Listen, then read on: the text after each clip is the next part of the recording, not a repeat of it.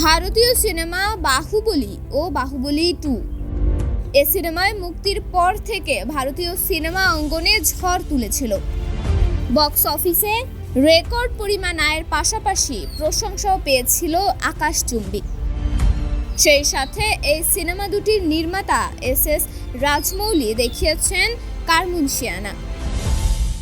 Baahubali the beginning বড় পর্দায় মুক্তি পায় 2015 সালে, আর এর দ্বিতীয় কিস্তি বাহুবলী দ্য কনক্লুশন মুক্তি পায় এর 2 বছর পর 2017 সালে।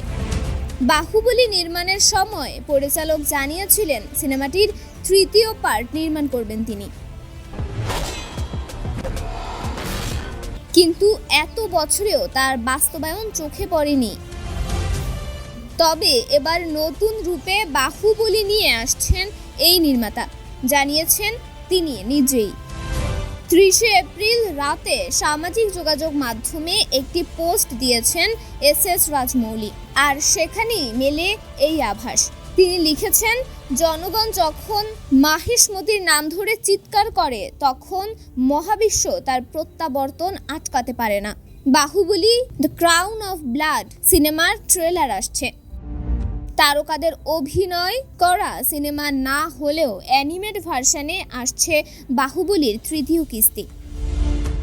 এই খবরেও খুশি বাহুবলীর সিনেমা প্রেমীরা। তন্নি শিকদার, দৈনিক সকালের দুনিয়া।